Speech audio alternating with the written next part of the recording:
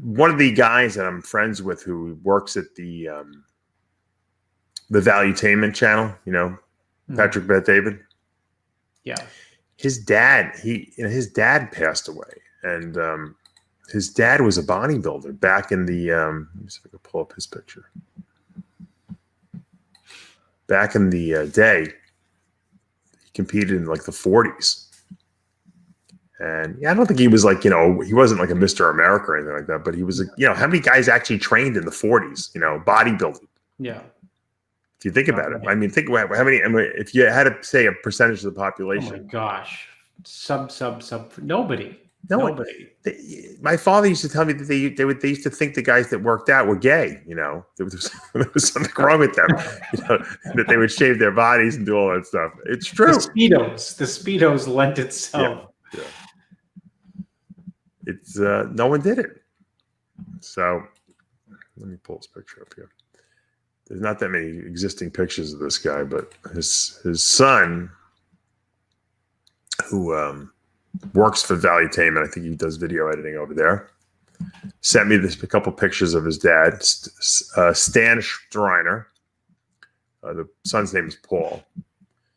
And from legend has it that in the 1950 Mr. Cleveland, he won best legs. You remember they used to do best body parts? People don't remember that.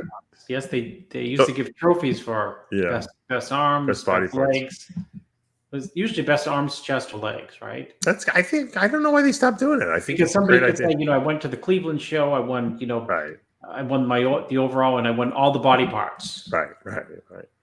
And then if you didn't win the overall, you could at least say, "Oh, I was best arms," you know, or something like that. Now, if you look, I love the picture. Do you see the picture? Oh yeah. How it's like all like fragmented there, like he had to tape it together or something like that. That's a real picture. You know, that's the way pictures were. Yeah. They don't make pictures like that anymore, as my dad would say. Yeah, you can't filter it. It's great. It's like my son got a hold of it and tore it up by accident. In the 40s, that was considered guns right there, right? Yeah. Of course, if you had an arm like that in the 1940s. And this is before, and he told me, you know, his dad didn't even know anything about like performance enhancing drugs, like no idea. Like, because I mean, I don't even know if they didn't even have them yet, right? They didn't make drugs back in the 50s. I think they didn't. I don't think D-ball came out to 1959. Who was it? It wasn't Zig Ziglar. Who was it? Oh yeah, it was the Ziegler Labs or something like that. But who was the guy who made it? I don't even remember. Ziegler, wasn't it Ziegler? Oh, was it? Okay. D-ball. He invented D-ball. I think my uncle used D-ball. Did he really? Yeah, my uncle was like big. Really?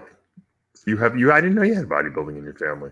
Yeah, that's not how, but I mean, when I got kind of like started getting into it, he had lo and behold, I mean, he always was big anyway. I knew he was big, but I didn't know how big. He had a garage full of like Ed Jubenville stuff. Remember Ed Jubenville? Yeah. He used to make the first like, you know, exercise machines, more or less. Wow. John Bosley Ziegler, known as John Ziegler, was the American physician who developed methamphetamine, which is Dianabol. It was released in 1958 by Ciba Labs. Yeah. I was right on the last name, and I was right on the year. It's the 50s. Yeah. 1958. I think in 59 is when they started giving it to the athletes. Isn't that funny?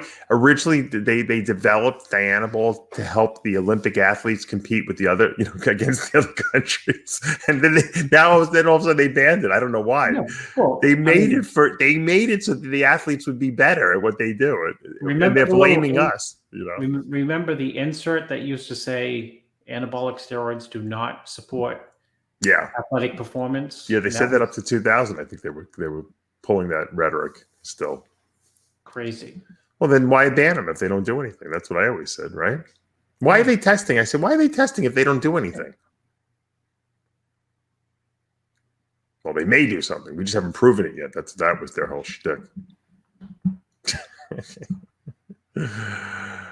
You can't make this shit up, Chris. No, I mean anyway. I've never heard that argument, which is the best.